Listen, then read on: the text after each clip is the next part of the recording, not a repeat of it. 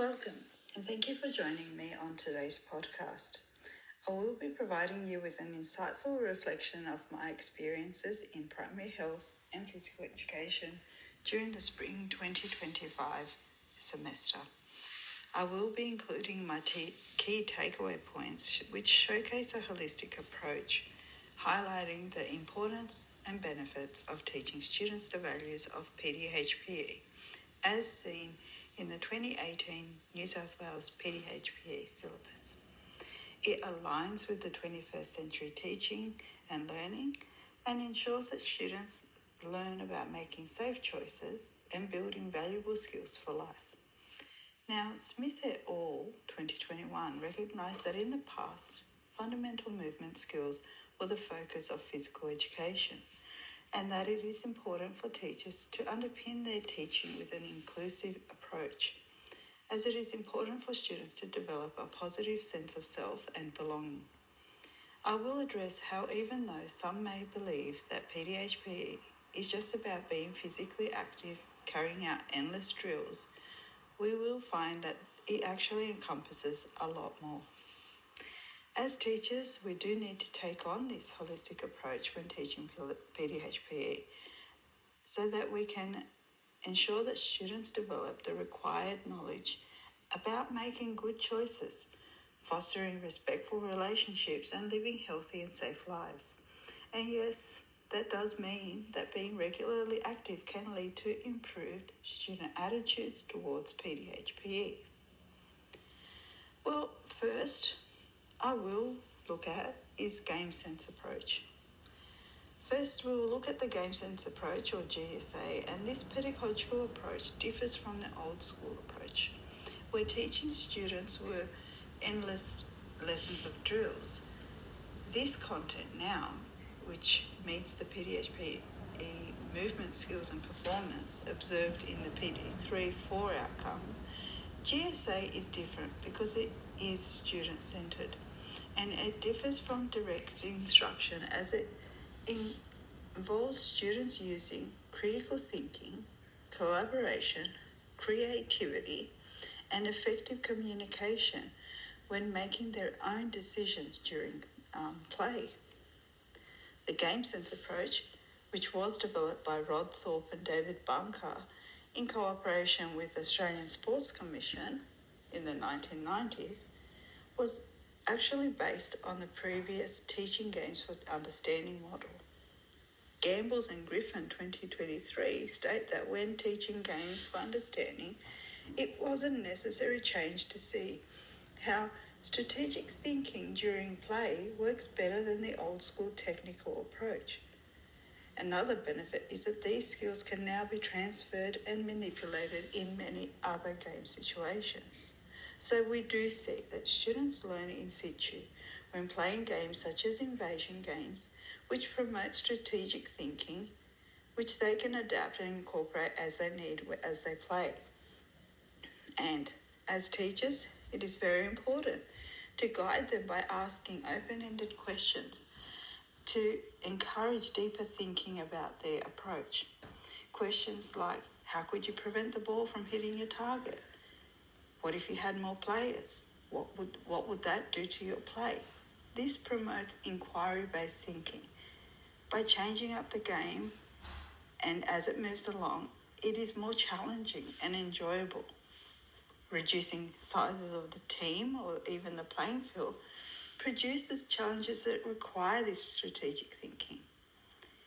The game sense approach is an inclusive approach, and it aligns with the constructivist theory, which sees students working collaboratively to construct an effective gameplay, as seen by Williams et al. In 2022, who understand that when the player or student is positioned in the centre of play and makes the decisions, guided by the teacher, and using constructive feedback and suggestion during play, can achieve their explicit learning outcomes. Now, I'll just go for a little break, and you can also pop out, have a little cup of tea. Thank you.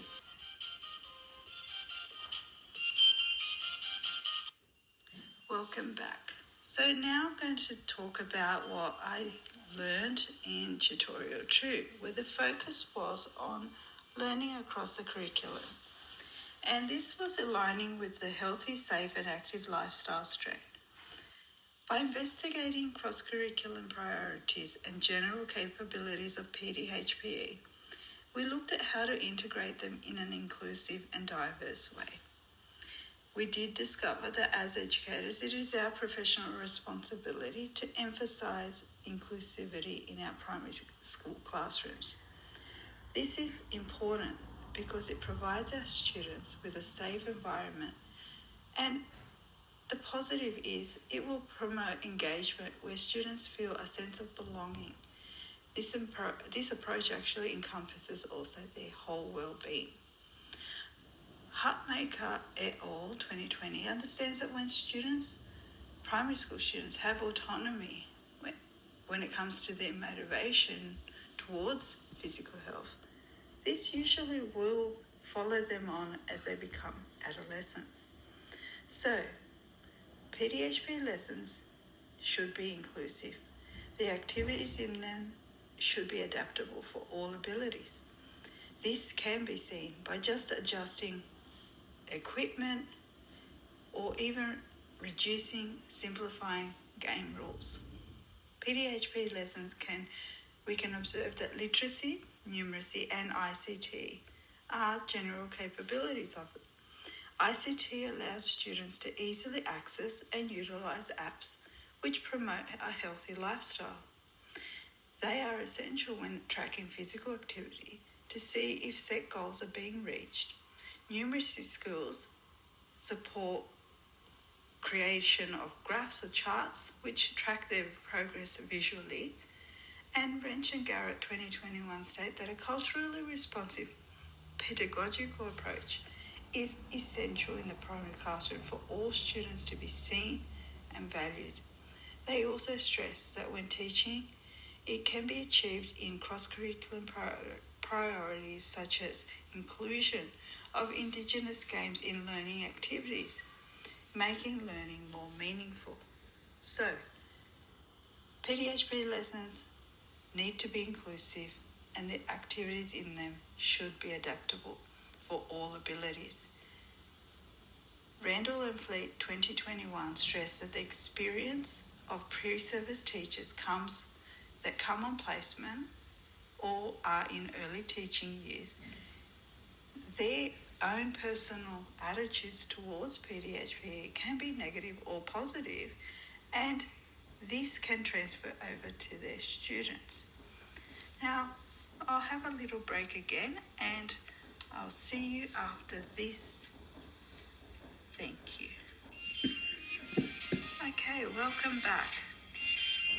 We will be looking at tutorial 3 now. And tutorial 3 was our first practical tutorial.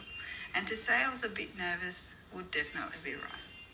Being the eldest in the class as well was quite daunting, but I was ready to give everything a go. So on our first practical lesson, it was highlighted, something that was quite highlighted to me was the need to be prepared. And by this I mean having read up and familiarised myself with the games in order to have a good understanding of the game sense approach.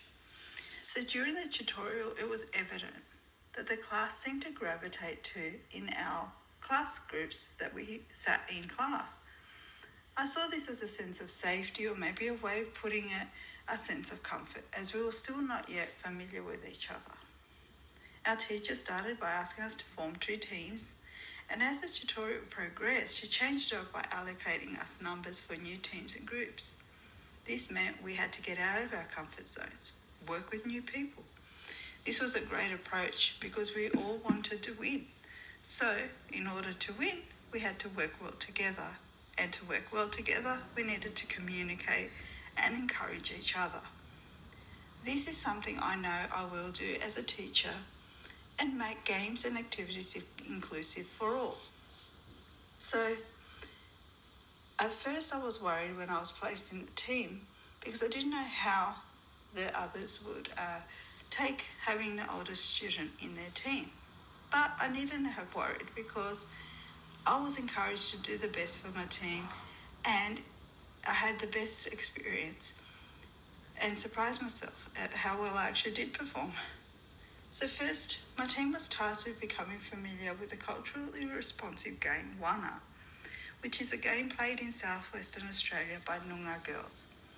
This is a striking and fielding game where the batter defends an object in the centre. This game meets many strands of the 2018 New South Wales PDHPE syllabus, but for now I'll talk about movement skills and performance for stage 1, and the outcome was PD 210.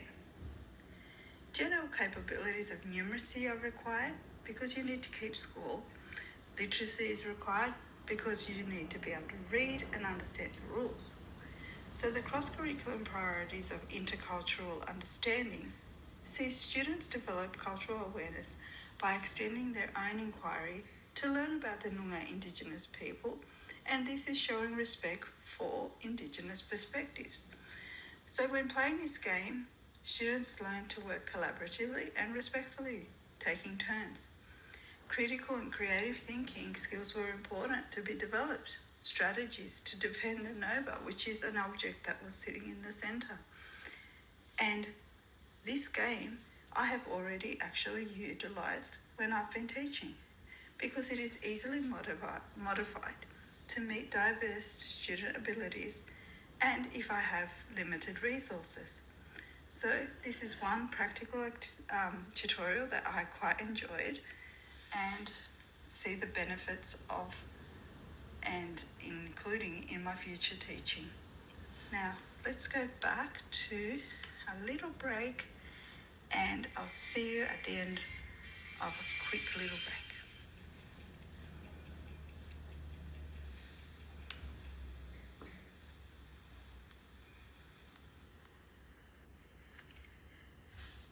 Now, welcome back. Let's have a look at our last practical tutorial for the semester. Its focus was reflective practice.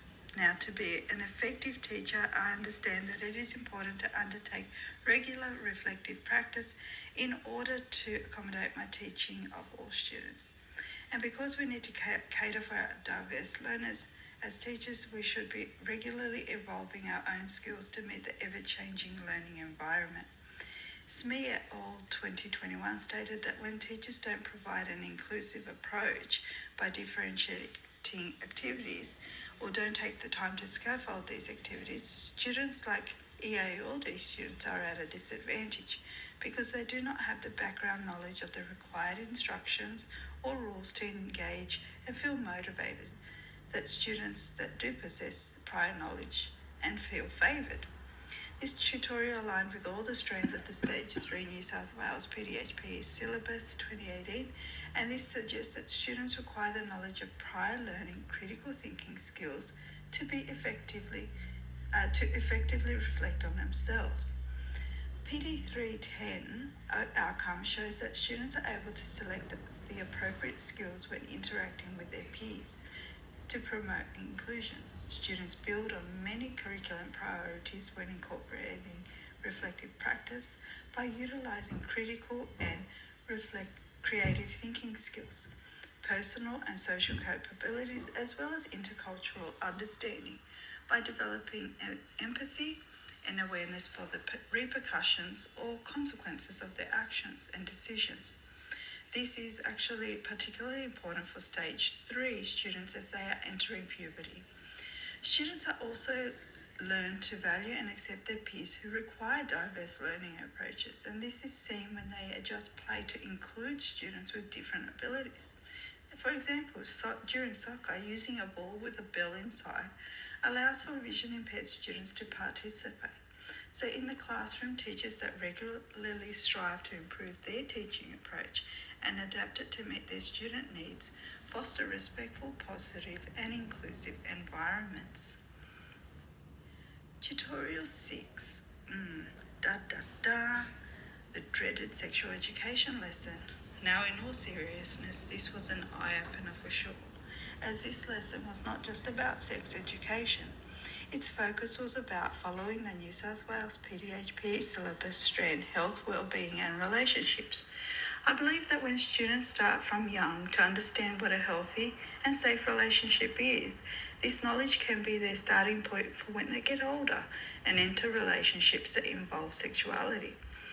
Eza et al. 2019 believed that by approaching sexual education with a collaborative and inclusive approach between students and teachers allows for students to feel supported when exploring complex social issues and feel assured that they are going to be provided with the right information.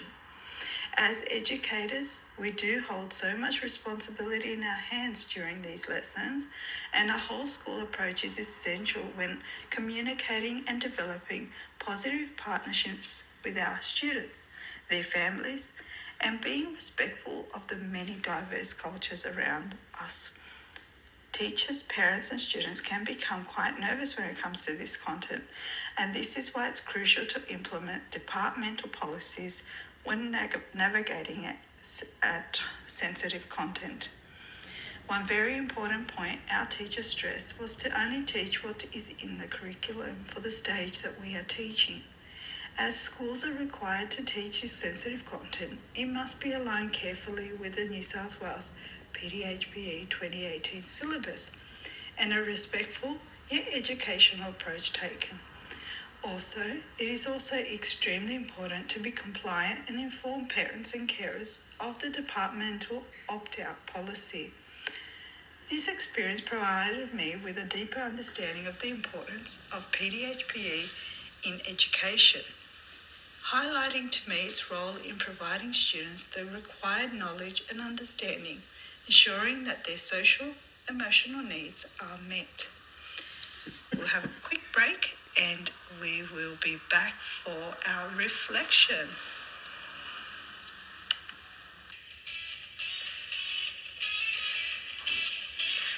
Welcome back.